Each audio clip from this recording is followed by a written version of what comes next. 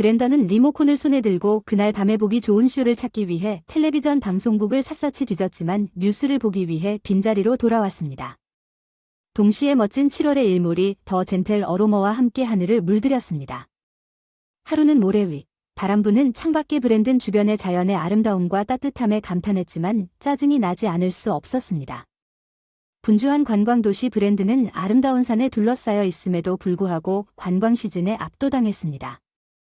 선샤인 반년 동안 낚시를 하고 많은 과일을 먹은 그는 친구들이 추천한 야외 활동에 참가하는 대신 해변 파도의 더위로 인한 메스꺼움과 극심한 산행으로 인한 극심한 통증으로 인해 종종 현기증을 겪었습니다.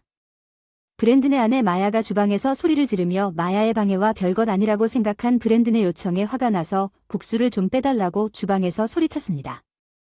마지못해 안락 의자에서 일어나 마지못해 복종했습니다. 브렌던은 집안일을 하는데 익숙하지 않았습니다. 그는 일반적으로 집안일을 여성이 맡는 가정에서 자랐기 때문입니다.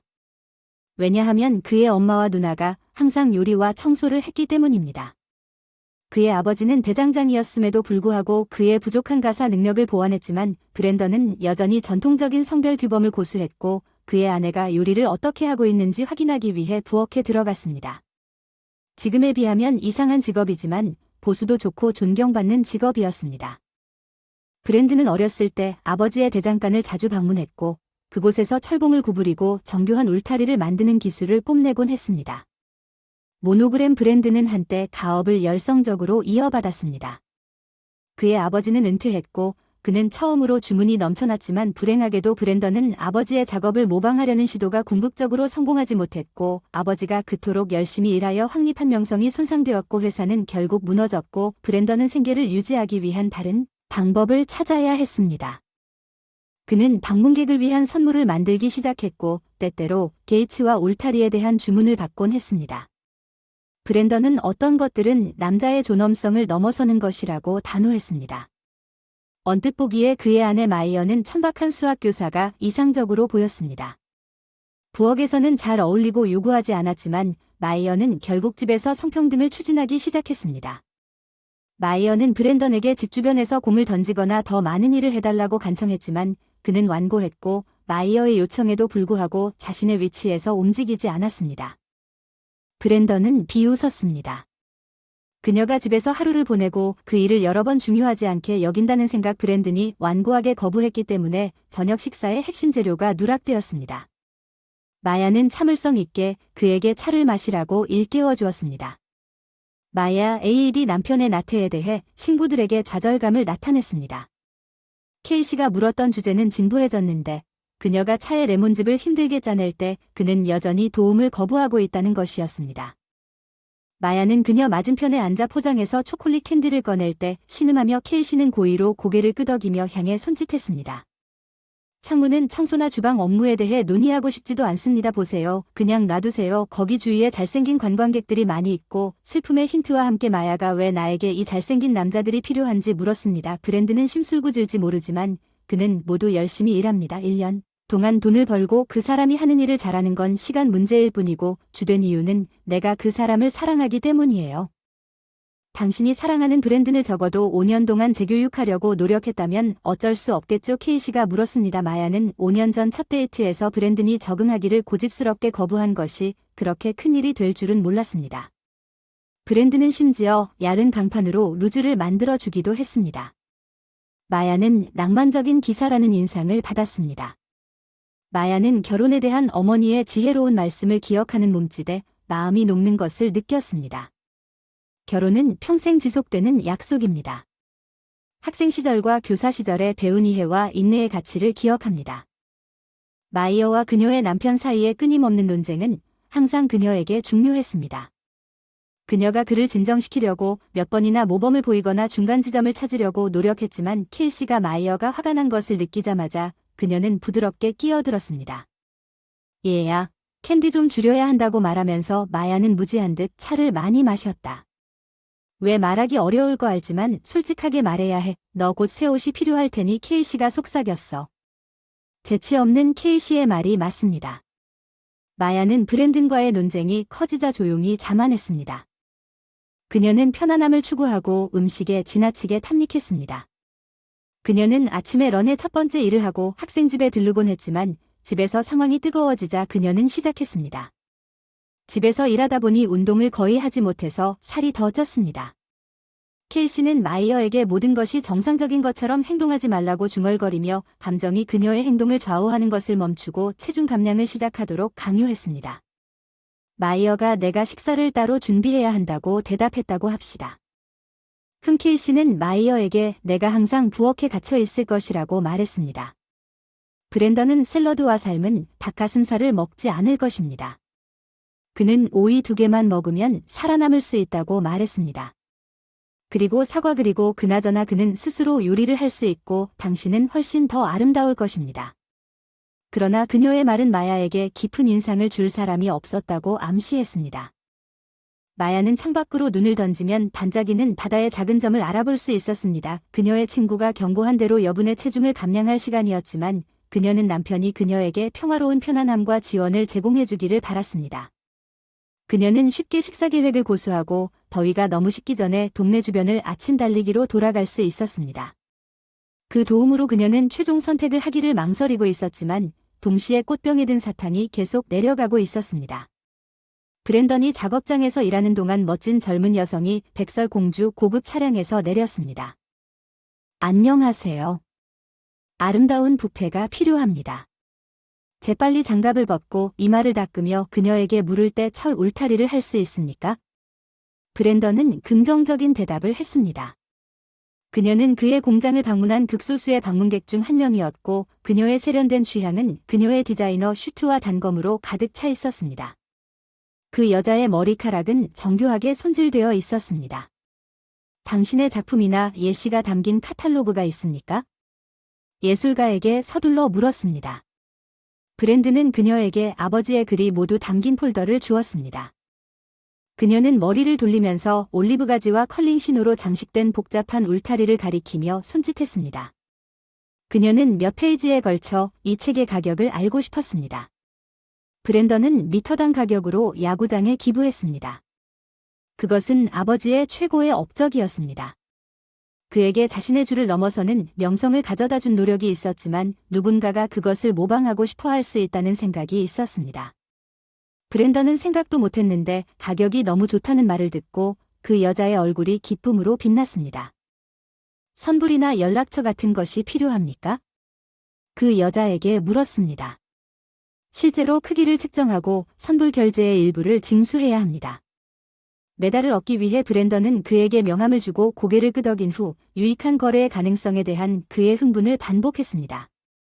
그 여성은 그녀의 차에 뛰어올라 차량이 모퉁이를 돌고 브랜던이 자신이 가지고 있던 명함을 조사하기 위해 방향을 돌린 후 차를 몰고 갔습니다.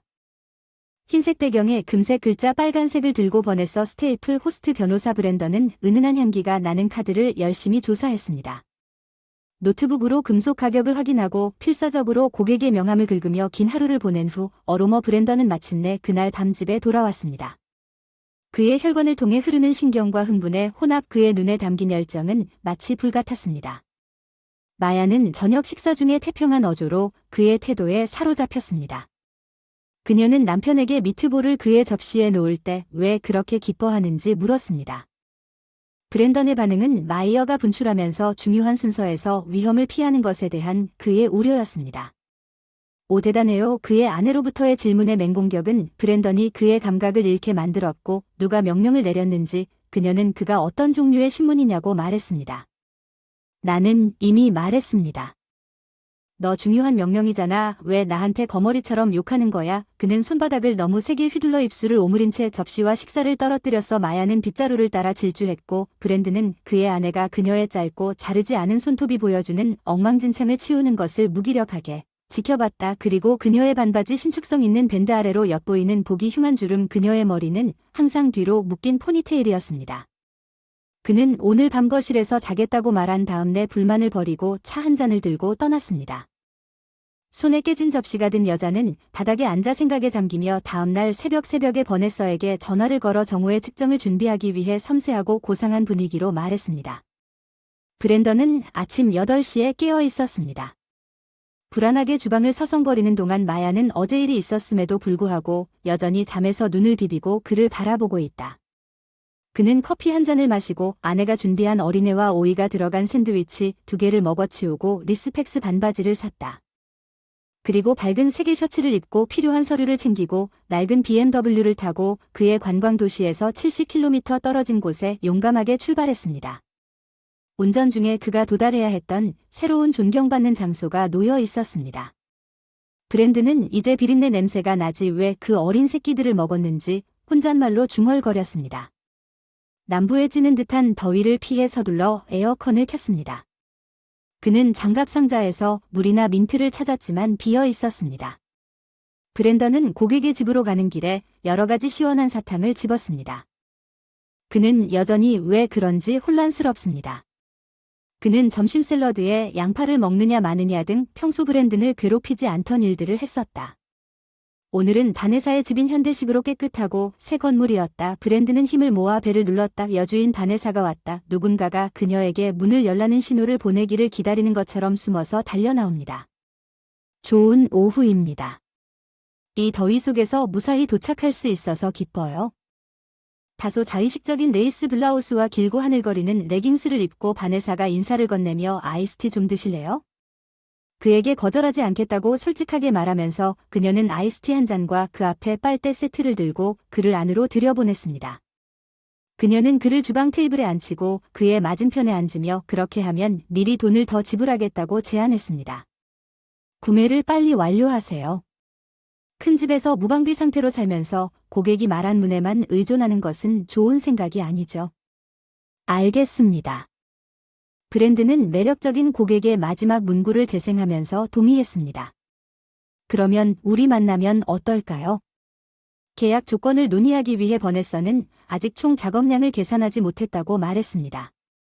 주인은 어리둥절한 미소를 지으며 말했습니다. 버네서는 브랜든과 함께 마당으로 가서 필요한 모든 측정을 수행할 목적으로 웃으며 말했습니다. 놀라운 고객 대장장이가 신속하게 작업을 완료했습니다. 견적은 작업 노트에 몇 가지 계산과 그림을 그린 후 용접 세부 사항과 패스너 패턴을 기록한 후 예상보다 컸습니다. 브랜던은 사람들이 동의했을 때 놀랍게도 비용이 얼마나 들 것인지 말하기를 약간 주저했습니다. 그 여자는 단지 고개를 끄덕이고 문을 가리키며 브랜던이 선불금을 받고 필요한 서류 작업이 완료된 후 서류에 서명할 준비가 되었다는 신호를 보냈습니다. 그를 보내기 위해 서둘러야 한다. 소녀가 그에게 총을 쏘자 그의 등에는 전율이 흘렀다. 마침내 바네사는 고개를 옆으로 치켜 세우고 중얼거렸다.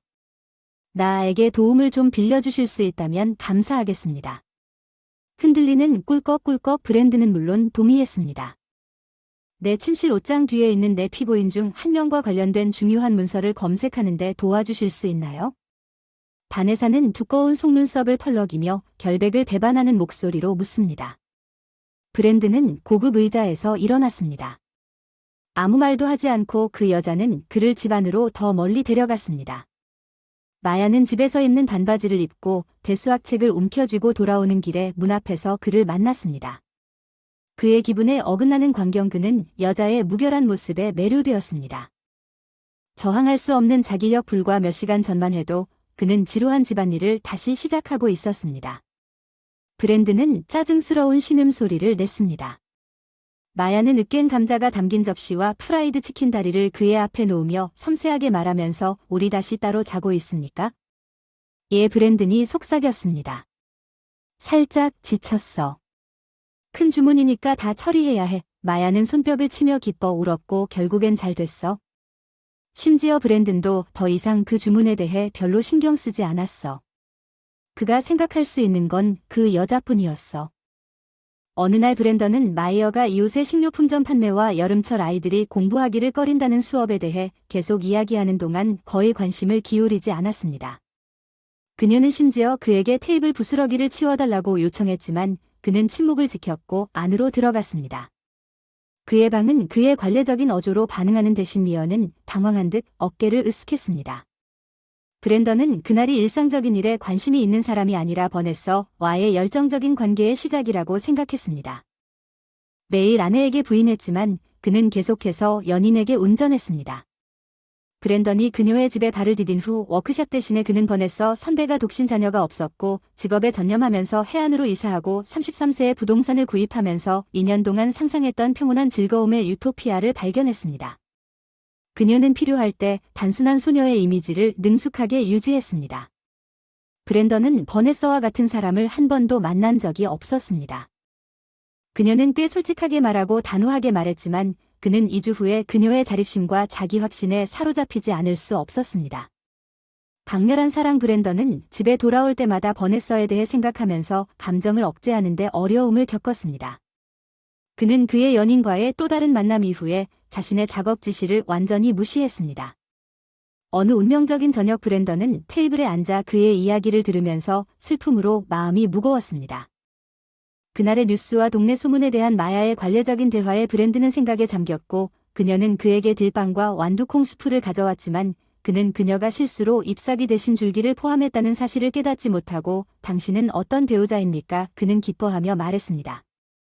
통나무를 먹어야 하는 건가요? 이 모든 일을 다 하고 당신과 함께 난 떠날 거예요. 당신은 어디로 가시나요? 마야는 얼마나 극적인 행운의 변화인지 이해할 수 없었어요. 그의 소유물을 모아서 브랜드는 벌떡 일어나 멀리 달려갔습니다. 그의 아내는 놀라서 당황하고 믿을 수 없다는 것을 보고 그는 서둘러 화장실에서 소지품을 꺼냈습니다. 그의 노트북 작업은 케이블 및 기타 필수품 충전 문서를 기록하고 그것을 모두 그의 서류 가방에 담았습니다. 나는 지쳤고 짐을 싸고 갈 예정입니다. 브랜던이 발표했습니다. 그가 집문 앞에 섰을 때 나는 당신의 도덕적 간섭과 간섭이 지겨워 적어도 나는 가서 매니큐어를 바르십시오. 문이 쾅 닫히고 브랜든의 발소리가 계단 아래로 울려 퍼지자 나는 다른 여자를 사랑합니다. 복도에 있는 걸상 그녀는 충격에 턱을 벌렸다. 그녀는 그것이 단지 끔찍한 농담이거나 멍청한 사기라고 생각했다. 마야는 최선의 노력에도 불구하고 배우자에게 연락할 수 없는 슬픔에 잠을 자지 못했다. 그날 일찍 그녀가 그와 추리하려고 할 때 전화로 마이어는 그녀의 친구를 불러서 그녀를 초대했고 케이씨가 테이블 위에 손바닥을 두드리며 소리를 지르자 당신 남편은 잘 도망갔습니다. 큰 손실은 아니지만 이제 당신은 어떻게 할 건가요? 케이씨가 마야의 얼굴 앞으로 손바닥을 움직일 때 마야가 콧소리를 내며 계속 잔소리를 했고 케이씨가 마야의 얼굴 앞으로 손바닥을 움직일 때까지 그를 쫓아냈어요.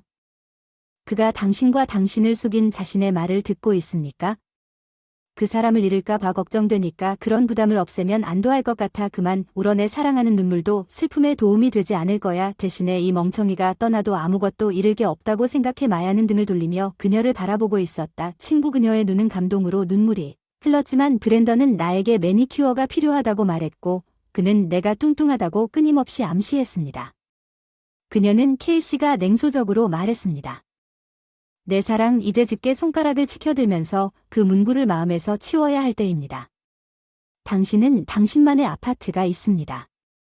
굶지 않을 직업을 갖고 그날 밤 당신은 아름다운 여성이 됩니다. 브랜드는 자신이 가지고 있던 작은 소지품들을 차에 모아 부모님 집으로 향했습니다. 부모님은 마을 건너편에 살았고 특히 아들이 돌아오는 것을 좋아하지 않았습니다.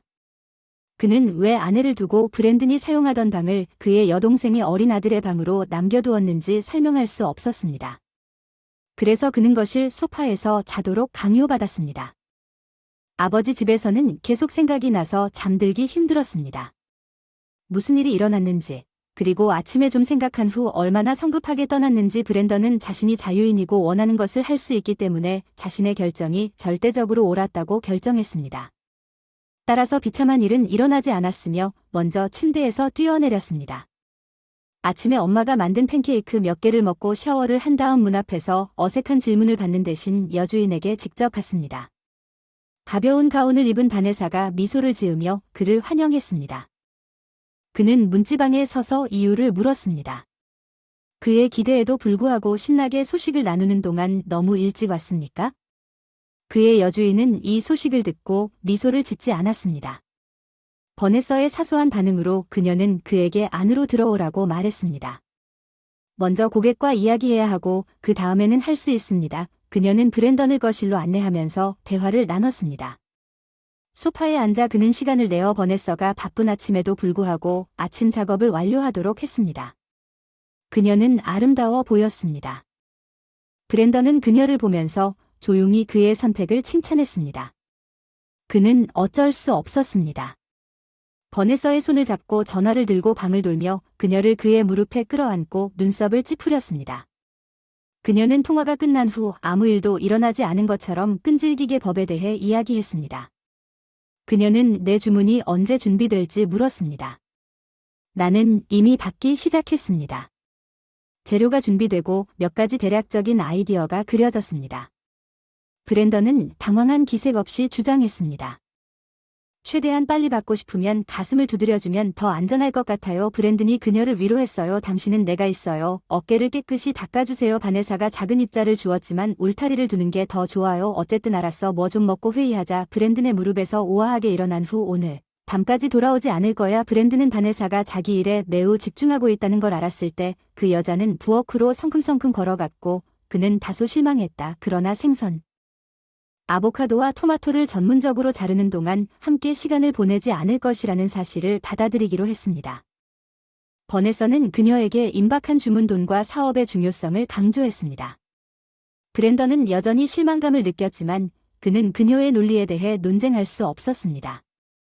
그를 어리석고 미성숙하게 보이게 만드는 것 그의 여주인 앞에서 그가 원했던 마지막 일 그의 책임의 무게 친숙한 용접 냄새와 압도적인 열기가 브랜던이 작업장에 들어올 때 맞이했습니다. 뜨거운 작업장에서 일하는 대신 사랑하는 애정을 보여주고 싶은 마음에도 불구하고 버네서를 알게 된 이후로 일이 바뀌었습니다. 그는 체념으로 자신의 책임을 무시하는 것의 의미를 알고 앞치마를 두르고 출근했습니다. 케이시 마야는 자갈의 부드러운 파도가 웅얼거릴 때 황량한 해변에서 긴장을 풀고 개들은 거품으로 괴로워했습니다. 마야는 브랜든이 자신과 함께 물에서 시간을 보내고 싶어 하지 않는다는 점을 지적하고 자신의 존재를 바라는 마음을 밝혔습니다. 케이시는 마야에게와의 관계를 끊도록 격려했습니다. 마이어는 새로 청소한 집에서 위안을 얻었고 최근 이혼 후 독립이 그녀에게 제공한 독립성은 브랜던이 그녀를 대했던 방식처럼 강한 여성에게 앞에 놓인 기회를 고대했습니다. 그녀는 상처받고 모욕감을 느꼈고 그가 그의 기분을 개선하고 그와 더욱 균형 있고 공평한 관계를 만들도록 돕는 것에 대해 죄책감을 느꼈습니다. 브랜던이 내일 이혼하기로 결정했다면 그런 수치심은 케이시가 결혼하자마자 그녀의 생각에 큰 부담이 되었습니다. 메이가 화가 났다고 느꼈고 그는 미소를 지으며 대안적인 관점을 제시했습니다. 당신이 집중해야 할 것은 부끄러운 일이 아니지만 자유를 되찾는 기쁨이 케이시에게 덧붙였습니다.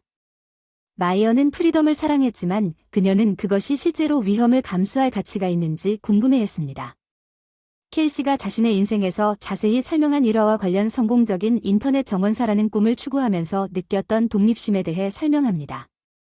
요리, 청소, 다른 사람의 요구를 돌보는 책임에서 벗어나 늦은 밤 산책을 하든 하루 종일 집중하든 그녀는 마음껏 즐길 수 있었습니다. 폭식 시청 세션에서 마야와 브랜든의 결혼 생활에 낭만주의는 결혼한 후 빠르게 사라졌습니다.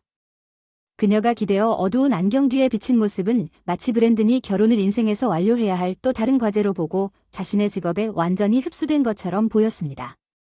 제한적이고 값싼 외출로 인해 마야는 자신도 모르게 혼자서 집안일을 하는 주부가 되었습니다. 아무도 그녀를 위해 특별한 일을 해주지 않았고 크리스마스 선물은 단지 형식적인 일이었기 때문에 마야는 공허함과 유연애를 느꼈습니다. 그들의 곤경은 평범했고 다른 사람들도 모두 같은 방식으로 일상생활을 하고 있다는 생각이 널리 퍼졌습니다. 그녀는 천성적으로 낙천적이고 태평한 성격 때문에 결혼 생활에서 남편에게서 기쁨을 찾았습니다. 마야는 로커스 새가 낮게 급습하는 것을 보고 깨달음을 얻었습니다. 그녀를 자극하는 것보다 당신이 절대적으로 옳다는 것을 알고 있습니다. 나는 다시 달릴 것입니다. 더 잘 먹고 더 많이 산책하십시오. 마이어가 결정을 내린 후 자신을 최우선으로 생각하겠다고 결심했습니다. 케이시는 그녀에게 걱정을 멈추고 자신의 삶을 시작하도록 격려했습니다.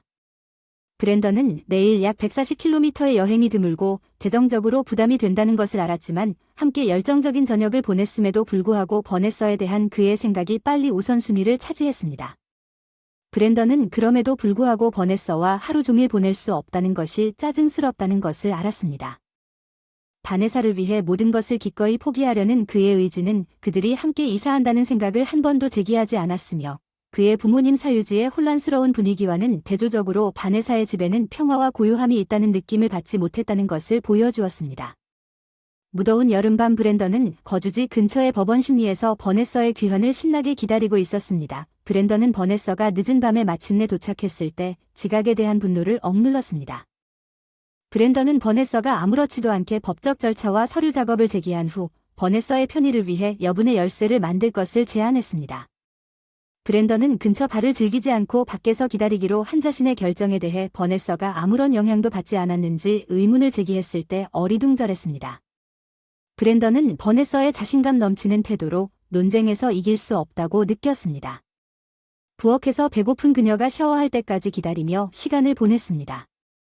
그리고 버네서의 주방에는 과일, 채소와 요거트가 갖춰져 있음에도 불구하고 하루의 더위로 인해 목이 말랐습니다.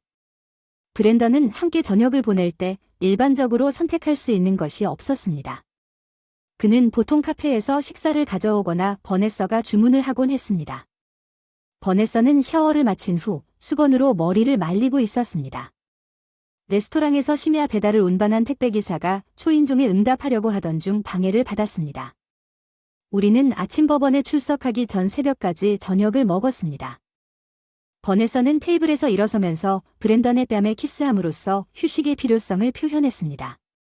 그녀는 내가 당신이 너무 보고 싶었기 때문에 브랜던이 잠에 빠지면서 겪게 된 일을 설명하고 버네서의 실용주의 고객과의 만남을 건너뛴 후 여전히 진지한 표정을 지었다고 말했습니다. 나가서 버네서는 침착함을 유지하고 브랜던이 저녁 식사 준비에 대한 노력을 언급하면서 개입하여 그녀를 더 가까이 끌어당길 때 그녀의 경력의 중요성을 강조했습니다. 버네서는 브랜던에게 과거 버네서 브랜던에 대한 짝사랑에도 불구하고 잠자리에 든 다음날 부엌을 청소하라고 말했습니다. 그녀의 위압적인 말투에 약간의 짜증이 났지만 그는 테이블을 쓸고 접시를 헹구고 포장을 던졌습니다. 바네사의 흠잡을 데 없는 집안일에도 불구하고 그는 그녀가 그런 허드렛 일을 하는 것을 본 적이 없다는 말을 들었습니다. 바네사의 일상은 평범한 것 같았습니다. 다음 날 아침 조금 쉬다가 커피를 마시면서 그녀는 전날 밤에 먹다 남은 복숭아씨 올리브 오일 방울과 더러워진 잔을 관찰하고 흠 하나 없는 집을 조용히 정리하면서 손으로 설거지를 하고 저녁 식사를 생각하며 치워두었습니다. 태양이 지평선 아래로 지면서 바다에 숨막힐 듯한 아름다움이 해변을 찾는 사람들을 떼지어 모았습니다. 그들은 오락을 찾아 거리와 차선을 돌아다니면서 여유롭게 지역의 카페로 향했습니다. 밤 산책도 시작되었습니다. 미어와 켈시는 자유로운 삶의 이점을 보기 시작했습니까? 켈시는 열정적으로 아이스크림을 먹으면서 마이어의 팔을 연결하라고 요청했습니다. 마이어는 브랜던 드루가 없는 날이 시간이 지남에 따라 조금씩 변하는 것을 인정했습니다. 마이어는 외롭고 절망적이었던 여성에서 자신이 믿는 바를 위해 굳건히 섰던 사람으로 변했습니다. 나도 알겠어요. 켈시 컷한 당신은 살아있는 예술 작품처럼 편안하고 아름다워 보이는데 그나저나 그녀는 마이어가 그녀를 그린 것을 보세요. 접이식 의자에 앉아 스케치를 그리는 거리 공연자를 바라보세요. 작가는 유화와 호일과 글리터를 사용한 정교한 기술이 포함된 자신의 포트폴리오를 선보였습니다. 해변을 산책하는 사람들은 신비로운 동물 그림을 즐겼습니다. 고요한 풍경과 졸린 마을거리 예술가는 여성들의 관심을 알아차리자마자 내가 당신을 위해 무엇을 해줄 수 있는지 물었습니다. 켈시는 당신이 내 친구의 초상화를 만들 수 있는지 내기를 하자고 감히 제안했습니다. 마이어는 켈시의 대담함에 깜짝 놀랐고 그녀는 예술가들이 어떤 위험이 있다고 생각했습니다. 당신이 작업을 수행할 수 없다면 우리는 당신의 컬렉션에서 작품을 선택할 것이라고 스스로 생각했습니다. 켈시는 예술가가 요청한 어슈런스와 이야기했고 그 또는 그녀가 재미있는 논쟁에 참여하여 내가 성공하면 마이어는 2배의 비용을 지불하겠다고 약속했습니다. 두 번째 접이식 의자를 꺼내 마야에게 휴식을 취하라고 초대하기 전에 아티스트는 꽤 매력적이라고 동의했습니다. 눈에 띄게 당황한 마야는 어떻게 서야 할지 확신이 서지 않아 그 앞에 무릎을 꿇었습니다. 아티스트는 어떻게 앉든 앉을 수 있다고 부드럽게 지시했습니다. 빠르고 정확한 스트로크로 얼굴이 환하게 빛나는지 확인하세요. 때때로 손가락 끝으로 리드를 문지르며 그림을 그리기 시작했습니다. 마야는 작업하는 동안 그녀의 이목구비를 날카로운 눈으로 관찰하는 그의 표현력 있는 시선과 세련된 미모에 매료된 것 같습니다.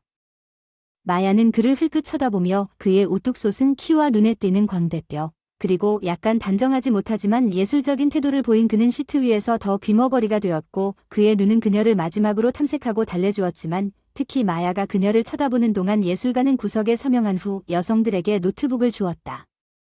자화상 그녀는 얼굴과 눈, 미소, 보조개 뒤에 약간의 그늘까지 모든 뉘앙스를 섬세하게 처리하는 예술가의 솜씨에 놀라지 않을 수 없었습니다. 케이시는 경이로움에 환호하면서 음악가에게 찬사를 보냈습니다. 그녀는 브라보 브라보를 외쳤습니다.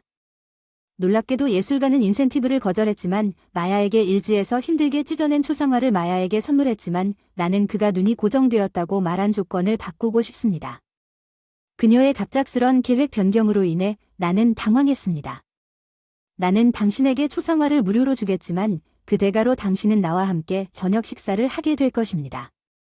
그녀는 불쾌한 생각이 머리를 맴돌자 등골이 오싹해지는 것을 느꼈습니다. 그녀는 머리를 똑바로 바라보았습니다. 그녀가 그림을 받아들인다는 것을 확인하자 그는 미소를 지으며 내일 이 레스토랑에서 7시에 당신을 기다리겠다고 말했습니다. 그런 다음 그는 작별 인사를 한 초상화를 그녀에게 건네주었고 메이어는 당신의 이름이 무엇인지 물었고 그의 대답은 다음과 같았습니다. 제러트과 그는 소녀의 흥분이 쌓인 곳을 거닐면서 내일 당신의 이름을 알고 싶다고 말했습니다. 특히 케이시는 무엇을 입을지, 무엇을 주문할지에 대한 제안을 포함하여 다음 데이트에 대한 세부 사항을 매우 곧장 제시했습니다. 마이어는 다른 일에 몰두했지만 그녀는 한 번도 경험한 적이 없는 감정의 쇄도를 느꼈고 기쁨과 두려움이 뒤섞였습니다. 그녀는 포장도로 한가운데서 그녀의 길을 멈췄고 의심이 천천히 그녀의 머릿속으로 스며들었습니다. 그녀는 그를 만날 수 없다고 말했습니다. 케이시 안의 충동을 억누르며 굴러갔습니다.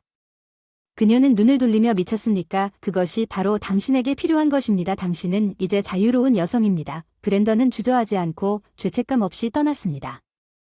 이 기회를 탐색하기 위해 자신에게 빚진 것이었습니까? 마이어가 간청했지만 그녀가 미친 듯이 추구한 것은 잘못된 것입니다. 그녀를 주고 소비하려는 강한 욕망에 반대할 근거 당신은 잘생기고 매력적인 카리스마 넘치는 남자와 저녁 식사를 하는 것이 잘못이라는 의견에 진심으로 동의합니까? 케이시는 그녀의 말투에 무덤을 물었습니다. 마야는 마침내 포기하고 한숨을 쉬었습니다. 알았습니다. 그녀는 마침내 동의했습니다. 물론 당신도 그럴 것입니다. 케이시 웃으며 말했고 나는 그녀가 들었을 때 가겠다고 말했습니다. 당신의 옷장에 새 드레스가 들어있는지 꽤 오랜 시간이 흘렀다는 것을 기억합니다. 마야는 그녀의 욕망이 그녀의 양심을 이겼기 때문에 어쩔 수 없었다는 것을 알았습니다. 선택한 울타리에 필요한 복잡한 단조 및 디테일링으로 인해 마이어가 버네서의 요청에 대해 기대했던 것보다 느리게 진행되었습니다. 아버지의 전문 지식이 부족하여 50%도 채 완성되지 않았습니다.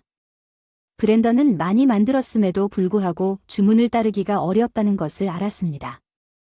브랜던은 계속해서 진행 중인 버네서의 사건에 대해 아버지에게 도움을 요청하는 것이 자신의 책임이 아니라는 것을 알았기 때문에 모든 관심은 고객에게 집중되었습니다. 브랜던과 버네서는 마침내 토요일에 함께 휴가를 냈습니다. 긴 하루를 침대에서 쉬고 난 후 버네서는 가운을 입고 부엌으로 가서 커피를 끓였습니다. 샤워기에서 흐르는 물의 잔향은 브랜던이 평소보다 조금 일찍 일어났다는 것을 암시했고 버네서는 거실을 둘러보았습니다. 전날 저녁에 그녀와 브랜던이 쇼를 보면서 급하게 만든 스파게티 카르보나라 접시를 발견했습니다. 버네서가 브랜던에게 접시를 치워달라고 요청했지만 커피 테이블에서 그것을 찾을 수 없었습니다. 아래층에서 그녀는 눈을 가늘게 뜨고 접시에 다가갔고 그 접시가 기름진 얼룩을 남기고 중요한 문서 위에 놓여 있는 것을 보고 겁에 질렸습니다. 브랜던은 화장실에서 그의 손을 두드리며 나올 때 우리가 아침 식사로 무엇을 먹어야 한다고 생각합니까? 버네서는 손상된 문서를 조사하면서 수건으로 머리를 숙이고 그것을 고치는 데 필요한 작업의 양을 정신적으로 지적했습니다.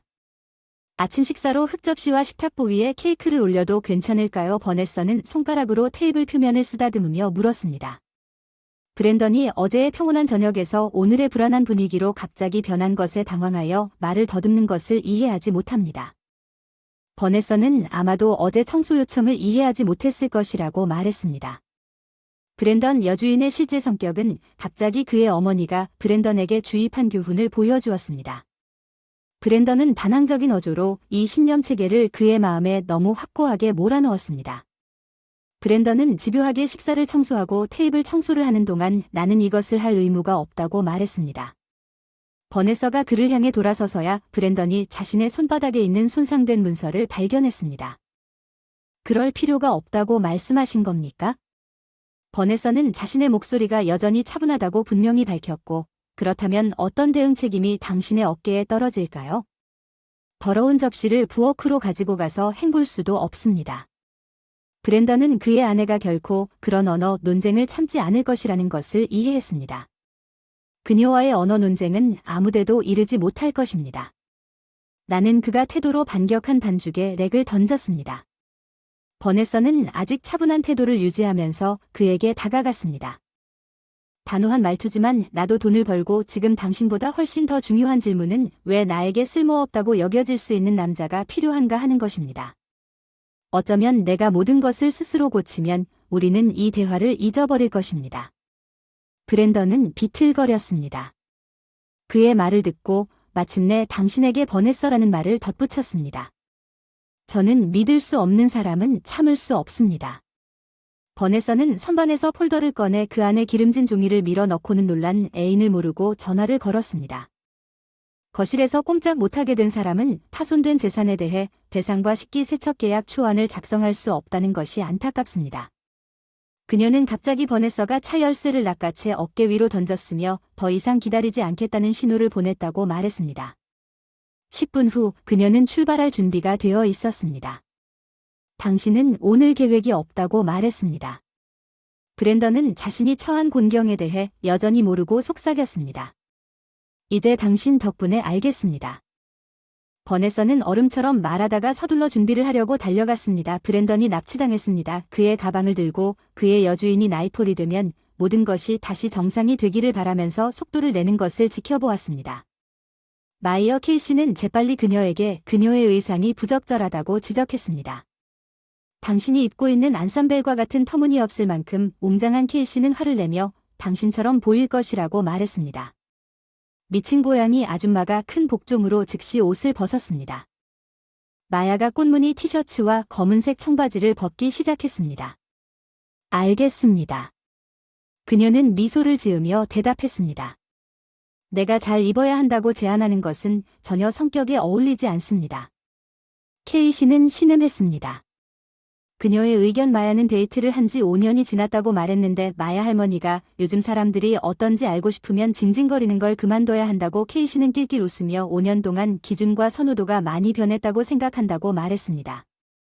여전히 똑같은 스커트, 블라우스, 그녀의 친구 마이어와 같은 드레스 그녀는 제러트를 너무나 보고 싶었지만 갑자기 겁에 질려 불안해졌습니다. 케이시가 소리쳤습니다. 뒷면에 삽입물이 있는 하얀 선드레스는 어떻습니까? 내가 당신 사진을 찍었고 해변에서 그것을 입었지만 나는 돌아설 수 있을 것입니다. 마야는 반대했습니다. 아니 당신은 우스꽝스러워 보일 것입니다. 사실 내 자기 당신은 양말을 신은 칠면조처럼 우스꽝스러워 보입니다. 케이시가 말했습니다. 마야가 참을성 있게 기다리는 동안 그녀는 서둘러 옷을 뒤지며 웃었습니다. 케이시는 잘 다림질된 선드레스를 꺼내서 선드레스를 입은 동료에게 건네주었습니다.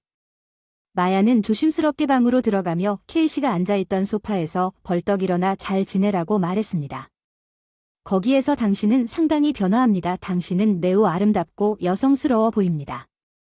그리고 당신은 걱정할 정도로 너무 뜨거워지지 않을 것입니다. 마야는 거울에 비친 모습을 바라보며 돌아섰습니다.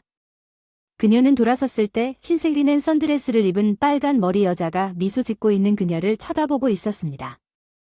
특히 의상은 또 뭐가 필요한지 안다며 허리를 주목해 했다. 케이시는 재빨리 문 밖으로 빠져나갔다. 옆집에 살던 케이시는 얼마 지나지 않아 밀집 숄더백과 샌들을 들고 돌아왔다. 전체적인 인상은 으스스했다. 단순함 겸손함과 순수한 마야는 제러드의 단정하지 못한 머리카락과 페인트로 얼룩진 옷은 사라졌고 흰색 바지와 흰색면 티셔츠만 입고 있었기 때문에 첫눈에 제러드를 식별하지 못했습니다. 그들이 자리에 앉은 후 흥미롭습니다. 나는 휴마이어가 창조주를 눈에 띄지 않게 응시하면서 속삭인 것을 좋아합니다. 내가 빈 캔버스나 종이를 집어들 때 왜 흰색이 시작과 연관되어 있는지 그 생각은 대개 흰색이 무감각하다고 마음속에 떠오릅니다. 제러트 마이어는 갑자기 매우 수줍어하고 머뭇거리며 자기소개를 하면서 당신의 이름을 알 수 있냐고 물었습니다. 그녀는 치마를 만지작거리는 것을 멈추고 배경소음과 다른 식사자들을 무시한 채 시계에 주의를 기울였습니다. 평온함과 편안함의 물결이 휩쓸었습니다. 그녀의 이러한 감정은 제러트에서 비롯되었습니다. 마이어는 무의식적으로 제러드와 브랜던 사이의 유사점을 그녀의 마음속에 그렸습니다. 제러드는 브랜던의 초조한 걱정과 대조적으로 차분한 자신감의 분위기를 풍겼으며 두 오랜 친구가 오랜 이별 끝에 재회하는 것처럼 보이는 정신적 단절처럼 보였습니다. 비록 그가 미국의 수도에 살았음에도 불구하고 제러트는 브랜던에게 매 여름마다 남부로 가서 아주 적은 돈으로 친구에게서 매력적인 다락방을 빌릴 것이라고 말했습니다. 질서정연한 혼돈으로 아가미까지 가득 찬 이 다락방은 그의 아늑하고 혁신적인 작업 공간이었습니다. 마이어는 교사인 제러트에게 미소를 지으며 왜 해변에 살면서도 태닝을 하지 않았는지 물었습니다. 마이어는 마이어의 감정을 캐내거나 양심의 부담을 주지 않고 아무것도 잡지 않은 채 이전 사건을 공개했습니다. 제러트는 주의 깊게 듣고 부드럽게 표현했습니다. 그의 이해는 제러트의 공감과 관대함에 주목했습니다. 마이어는 다시 만나고 싶다고 황급히 끼어들었습니다. 제러드는 마이어를 저녁 식사에 초대하고 신중하게 미소를 지으며 그녀의 손을 부드럽게 어루만지며 두 사람 모두 빨리 식사 비용을 지불한 후 골목에서 처음 만났던 기억에 사로잡혔습니다. 빌 제러드 부부는 분주한 지역을 뒤로하고 기쁨에 넘쳐 구불구불한 길과 좁은 마당을 지나 해변으로 향했습니다. 마야는 맨발로 부드러운 모래 위를 걸었고 해변을 따라 걸을 때 사람들의 목소리는 점점 희미해졌고 그들은 생물발광에 사로잡혔습니다. 마야는 처음으로 이런 일이 일어난 것을 보고 경이로움을 표현했고 제러트는 물을 손바닥에 떠서 반짝이는 밝기에 놀랐고 마야는 그녀가 말한 반짝이는 빛에 매료되었습니다. 바다는 15살 때부터 물었더니 물이 어떻게 핑크색으로 변하는지 보셨나요? 제러드가 해안을 처음 방문했을 때 물었습니다. 마이어는 그 비밀을 알고 싶어 못마땅하다는 표정으로 고개를 저었습니다. 해가 뜨면 보게 될 비밀 여기에서 조언한 광고 소재는 아마도 불안한 마음으로 잠들 것입니다. 마이어는 왜 여기서 제러드가 일어나서 내 다락방 창문에서 손바닥에 묻은 물을 흔들었는지 주변을 둘러보았습니다. 그렇지 않으면 단과 그 모든 색상을 볼 수 있습니다. 뭔가 마음이 오고 있어서 마야가 입을 열었을 때 거부할 수 없었습니다. 그렇게 하기 위해 도덕적인 죄책감과 수치심이 그들을 덮쳤지만 뭔가 고요한 경이롭고 희망적인 무언가가 그것을 통해 나타났습니다. 마야는 다가가면서 괜찮다고 대답했습니다. 제러트에게 손을 내밀었고 두 사람은 특이한 토론을 마치고 바다를 따라 산책을 다시 시작했습니다. 브랜던은 하루 종일 작업장에 머물렀고 버네서는 전화에 응답하지 않았을 뿐만 아니라 어떤 종류의 대답도 하지 않고 그의 메시지를 정독했습니다. 그날 저녁 여주인의 집은 불확실성과 명확한 대답의 부족으로 가득 차 있었습니다. 그는 자정까지 차에 머물면서 그녀가 말을 하기를 기다렸지만 결국 졸았습니다. 브랜던은 아침에 눈을 가늘게 뜨고 밝은 햇빛을 바라보며 어수선한 모습으로 잠에서 깨어났습니다. 덮개가 재배치되었고 그는 버네서의 차량이 더 이상 마당 앞에 주차되어 있지 않다는 것을 깨달았습니다. 브랜던은 차량에서 뛰어내려 정문을 향해 돌진했습니다. 바네사가 조심스럽게 문을 열자 희미한 발소리가 들렸다. 그는 소리쳤다. 왜 전화를 받지 않니? 무슨 일이 일어난 줄 알았는데 그녀는 아직 체인을 제거하지 않은 것 같았다. 실례합니다. 무슨 일인지 들어가도 될까요? 브랜드는 다른 좋은 일이 있기 전에 물었습니다. 아침에 버네서는 쌀쌀한 어조로 그에게 말했습니다. 바빴어요. 평소에 얘기하자 브랜던이 그의 분노가 다시 한번 분명하다고 말했습니다. 브랜던 계속해서 나를 귀찮게 하면 경찰에 신고할 테니 집에 가세요. 버네서에게 알렸습니다. 그 사람은 아무 감정도 표시하지 말고 오늘 밤 내가 잠을 좀 자고 몇 분만 시간을 내어 내 물건을 찾으러 와도 좋다. 브랜드는 문과 벽 사이의 틈 너머로 소녀를 보더니 무슨 뜻인지 물었다. 청각장애인 아니신가요? 이제 정말 가실 수 있다는 소식을 들으니 정말 기뻐요. 잠을 좀 자야 해요. 바네사가 현관에 서 있는 그의 뒤에 있는 문을 강제로 닫으면서 말했어요. 브랜드는 충격을 받고 혼란스러워서 시작하기 전에 사용했습니다. 그녀에게 다시 문자를 보내 그는 이전 메시지를 지웠습니다. 자갈은 침을 뱉으면서 바퀴 아래에서 날아갔고 타이어는 바퀴 뒤로 올라와 빠른 속도로 K씨의 아파트로 차를 몰고 갔습니다.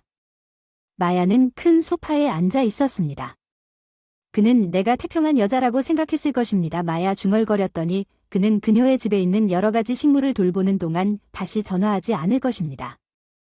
마야는 그녀의 친구 영혼을 격려하려고 시도했습니다. 비록 그런 남자와의 밤은 당신의 양심을 다룰 가치가 있지만 당신은 즐거운 시간을 보냈습니다. 내 양심을 침묵시킬 수 있었으면 좋겠습니다.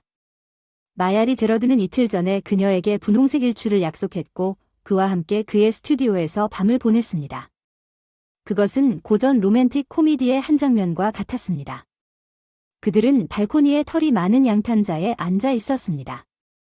그녀를 담요로 덮고 커피를 가져온 후 껴안고 떠오르는 태양을 지켜보세요. 오케이 씨는 브랜든의 양심을 비웃었습니다. 아마 전혀 그를 괴롭히지 않을 것입니다. 그런데 당신은 마침내 마야를 모른다고 말하기 전에 이혼 신청을 할 생각인가요? 잠시 말을 멈춘 케이씨가 화가 나서 가위를 치며 가위를 휙휙 치더니 무슨 말인지 모르겠어요. 그녀가 그 없이 인생을 살지 말고 그 손으로 스스로 문제를 해결하게 해달라고 요청했습니다. 마야가 플라스틱 술을 애무했습니다. 그녀의 친구가 급락한 것이 옳았습니다. 합법적인 독립은 두려웠고 그녀는 결혼을 계속해야 할 설득력 있는 이유가 없었습니다. 새 메시지가 갑자기 그녀의 전화에 울리기 시작했습니다. 그녀는 흥분하여 소리쳤습니다. 그는 내일 갤러리에서 열리는 그의 전시회에 나를 초대하겠다고 말했습니다. 나는 선드레스가 훌륭하다고 케이씨가 말했습니다. 제러드는 다음날 갤러리에서 웃으면서 그녀를 뺨에 대고 미소를 지으며 그녀를 맞이했습니다. 더위로부터 문화적 기분 전환을 찾고 있는 관광객들입니다. 갤러리에 전시된 예술 작품이 당신이 전시회를 계획하고 있다는 것을 나에게 전혀 알리지 않았다는 놀라운 일입니다. 마이어는 다음과 같이 말했습니다. 그 방에서는 새하얀 벽과 널찍한 창문이 있었고 당신은 일출을 즐겼다는 사실을 한 번도 언급한 적이 없었습니다. 제러트는 여기에서 그녀에게 속삭였습니다. 나는 당신에게 내 최고의 작품을 보여주겠다고 말했습니다. 그는 그녀의 손을 잡고 전시회의 일부로 진행했다고 말했습니다. 가장 깊은 곳에는 시트로 몸의 일부가 가려져 있는 소녀를 묘사한 거대한 유화가 있습니다. 그녀의 사랑스러운 컬이 느슨하게 그녀의 어깨 위로 늘어져 햇빛이 그녀의 피부를 어루만졌습니다. 마야는 복잡하고 복잡한 부분을 연구하면서 그 예술 작품에 온통 매료되었고 이내 그녀는 돌아섰습니다. 뒤에 서 있는 제러드에게 그녀는 속삭였습니다. 나라고 말하지 마세요. 제러트는 부드럽게 웃었습니다. 당신이 떠난 후 하루 종일 그림을 그렸습니다. 간신히 먹다가 붓을 계속 손에 쥐고 있었는데 오랫동안 그런 영감을 얻지 못했습니다. 나는 이 그림에 영감을 얻었고 방금 그것을 종이에 옮겼고 어제 제러트 마이어가 감탄과 즐거운 전율의 조합을 느꼈고 그녀는 부끄러워 눈을 깜빡이며 두 손을 잡았습니다. 제러드가 그녀에게 그와 함께 가자고 진심으로 요청한 후에 그것을 전시회에 포함하기로 결정했습니다. 2주 만에 그의 두 번째 쇼를 위해 미국의 수도로 가겠습니다. 그리고 커플로서 우리에 대해 이야기하고 싶습니다. 진지하게 생각해야 합니다. 마이어는 제러드의 발언에 입이 떡 벌어질 정도로 반응했습니다. 알겠습니다. 그리고 저는 당신을 이기지 않을 것입니다. 편하게 쉬고 하루를 즐기자. 제러드는 연민으로 그녀의 어깨를 껴안았습니다. 그 그림은 다시 마이어의 관심을 끌었습니다. 나는 그녀가 그날 밤 그의 소지품을 가지러 버네서의 집에 가는 대신 제러드의 임브레이스를 돌려주고 그의 뺨에 피크를 꽂았다고 말한 것에 동의합니다. 브랜던은 집에 있었습니다. 더러운 접시 때문에 이별을 하게 되었는데 화가 나서 받아들이지 않았다. 설거지와 설거지는 여자 몫이라니 어떡하지. 옛날부터 남자는 부양하고 여자는 집안일을 해왔다. 브랜던이 버네서의 집으로 차를 몰고 가기 전날처럼 그녀와 다시 대화하기 위해 진정하고 여주인을 방문하기 위해 며칠을 기다렸는지 궁금합니다.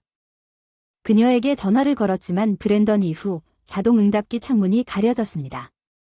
그가 인식한 흰색 SUV가 집 진입로로 운전하기를 기다리기로 선택했습니다. 브랜던은 차에서 뛰어내려 버네서와 비공식적인 대화를 나누고 싶어 쫓아갔지만 그는 AB로 끌려갔습니다.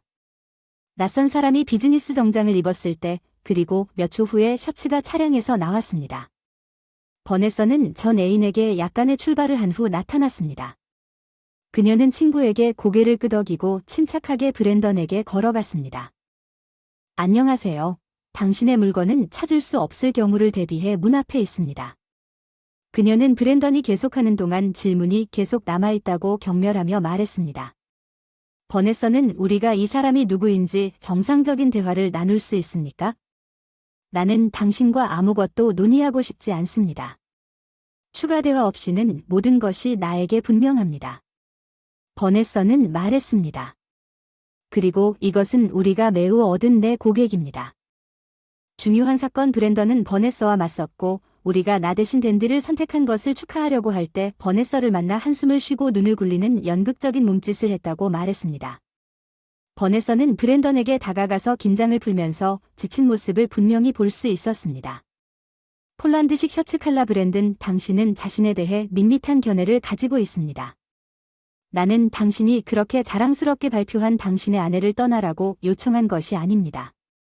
나는 단지 즐거운 저녁 시간을 보내기 위해 지루해했고 당신은 그렇게 불리한 상황에서 끈질기게 화를 내는 나를 붙잡았습니다. 용납되지 않을 겁니다. 내 집에서 소지품을 모아서 떠나는 것이 당신에게 가장 큰 이익이 될 것입니다. 그녀는 단호하게 말했고 브랜든의 목구멍에는 형성되지 않았으며 그는 가슴에 메스꺼움을 느꼈습니다. 당신은 아무 고려 없이 나를 그냥 해고할 수 없습니다. 그는 브랜던이 아무렇지도 않게 대답하는 버네서를 충격에 빠진 채 바라보았다고 주장했습니다. 제가 기다리고 있는 완료된 주문은 계약 조건에 따라 14일 안에 도착하거나 무료로 받을 수 있다는 점에서 이미 며칠 전에 당신을 쫓아냈습니다. 브랜던, 당신은 해야 합니다. 작은 글씨를 읽었습니다. 버네서는 눈썹을 치켜올리며 대화를 끝내고 옆으로 걸어가며 그렇지 않으면 법적 조치를 취해야 한다고 말했습니다. 시간을 낭비하고 싶지 않지만 규칙은 규칙 실현이자 압도적인 패배감입니다. 브랜던을 때리세요. 그는 자신의 수치심 때문에 주차장에 혼자 서 있었습니다. 그는 자신의 소지품을 되찾지 않기로 결정하고 대신 주먹을 꽉 쥐고 차에 탔습니다. 이 모든 일이 벌어지고 있는 동안 마야는 커지는 감정에 사로잡혀 그녀의 아파트에서 긴장한 상태였습니다. 다른 사람과 그녀의 의무와 양심, 그리고 여론에 대해 그녀는 제러드 케이씨와 계속 연락해야 한다고 말했습니다. 케이씨에 따르면 이 사람은 서둘러야 합니다. 당신은 여전히 망설이고 있습니다. 당신은 자신과 남자 사이에 서 있습니다. 첫눈에 당신과 사랑에 빠졌습니다. 그는 교육을 받았고 창의적이고 잘생겼고 재정적으로 안정되어 있습니다. 마이어는 그녀의 선택사항을 고려하면서 신음했지만 그녀가 문을 열었을 때 문을 두드리는 소리에 방해를 받았습니다. 브랜던의 갑작스러운 출현은 그녀를 놀라게 했고 그녀는 자동적으로 뒤로 물러서며 도대체 당신이 뭐냐고 말했습니다. 나중에 브랜던이 화해하고 싶다고 대담하게 말하면서 그는 안으로 들어와서 이야기를 해도 되냐고 물었지만 마이어는 그를 막았습니다. 그의 전처는 그가 무엇을 하고 있느냐고 말했을 때 그 남자의 어리둥절한 표정을 포착했습니다. 마이어, 그의 어조는 너무 경멸적이어서 마야를 속상하게 만들었어. 마침내 모든 퍼즐 조각이 모였어. 브랜든, 여긴 내 아파트야. 마야가 그에게 여러 번 말했지. 얘기하고 싶으면 다른 곳에서 하자. 공원은 어때? 브랜든은 그 아파트에 기대어 항의했다. 표면 마야는 문을 닫으며 숨을 쉬었다. 그가 걱정스럽게 벤치에 나무 막대를 두드리는 동안 그녀는 밖으로 나가는데 5분밖에 걸리지 않았다. 브랜든은 아파트 건물 밖에 향기로운 관목 그늘 아래에 앉아 이 말에 마야가 대답했다. 나는 듣고 있다. 그리고 브랜든 그녀를 옆에 앉으라고 초대했습니다. 마야는 차분한 표정을 지었지만 속 깊은 곳에서는 폭발하고 있었습니다. 나는 그녀를 떠났고 우리의 재회를 갈망합니다. 용서를 구합니다. 브랜든은 똑같은 확신에 찬 어조로 계속했습니다. 내가 당신을 다시 환영할 것이라고 정말로 믿습니까? 마야가 팔을 벌려 가슴 위로 팔짱을 끼고 물었습니다. 저는 사과했습니다. 브랜든은 일주일 후에 추가 정보가 필요해서 어리둥절하다고 말했습니다. 당신은 다른 여자를 갖고 싶을 수도 있고 다시 그녀에게 돌아갈 수도 있다고 말했습니다. 마야는 안 됩니다. 고맙습니다. 저는 관심이 없다고 말했습니다. 더 이상 당신과의 관계에서 당신은 나에 대한 믿음을 가질 수 있습니다. 다른 사람을 찾지 않을 것입니다. 브랜던이 선언했습니다. 내가 그렇다고 대답하면 나는 집안일과 다른 형태의 방치에 대해 똑같은 일상생활 논쟁을 벌일 것입니다. 마이어는 모든 사람이 다음과 같이 산다고 말했습니다. 브랜던이 모두를 위해 말하려고 할 때 어깨를 으쓱했습니다. 마이어가 그를 잘라버렸습니다. 마이어, 내가 어리석은 짓을 해서 미안합니다. 브랜던이 말했습니다. 고통과 짜증이 뒤섞인 표정으로 그의 얼굴은 상황이 더 쉽고 빠르게 해결되기를 기대하는 것처럼 보였습니다. 나는 그렇지 않습니다. 마야는 단호하게 대답했다. 인생은 달라질 수 있다는 걸 깨달아서 무엇이 다를 수 있는지. 브랜드는 나를 대하는 태도부터 집안일까지 모든 것을 입었다. 나는 내가 준비한 늪으로 돌아가고 싶지 않다나 하지만 우리는 아직 결혼했어요. 마야는 깜짝 놀란 브랜든이 벤치에서 벌떡 일어나 어디 가느냐고 말했습니다. 마야는 행복한 삶을 기원하며 짧고 자신 있게 말한 뒤 불과 한 달 전만 해도 불가능해 보였던 일을 성취하며 걸어 나갔습니다. 해안을 따라 있는 쉬운 9월은 관광 시즌이 끝나가면서 더 조용한 해변을 제공하고 인파가 적어지면서 태양이 바다를 목욕시켜 반짝이는 은빛 색조를 들이우고 무성한 녹지가 무성하게 번성했기 때문에 여전히 매력을 유지했습니다. 내가 떠날 사람인 것처럼 너무 걱정돼. 난 땅바닥에 굳게 서 있고 내 가까운 사람들이 하늘에 있는데도 공기공포증이 있어. 케이시는 초조하게 고백했니? 나를 믿느냐? 마야를 향한 뒤에서 갑자기 자레드의 목소리가 들려왔다. 케이시는 제러드에게 한 번 웃으며 마이어가 당신과 함께 어떻게 꽃을 피웠는지 생각하면서 대답했습니다. 예. 공항을 통해 울려 퍼진 수도행 항공편 탑승 안내 방송이 항공기의 엔진이 굉음을 내자 마이어와 제러드가 게이트를 향해 서둘러 가도록 유도했다는 것을 믿습니다. 그리고 하늘로 솟아올라 창밖 풍경에 매료된 마야. 조감도에서 본 해안선에 감탄하다. 나는 플라잉 팬이 된 것 같다. 마야 열광적으로 환호하다. 그런 와중에 곁에 있어서 기쁘다. 비행기가 구름 위로 올라갈 때 제러트이 부드럽게 손을 꽉 쥐며 웃었습니다. 지구가 시야에서 사라졌습니다. 지난주 마이어에게는 다사다난한 일이 있었습니다. 첫째, 브랜던이 밤에 집에 들어오려고 끈질기게 시도한 후 그녀는 현관문이 자물쇠를 바꿨습니다. 다음 시간에 만나요.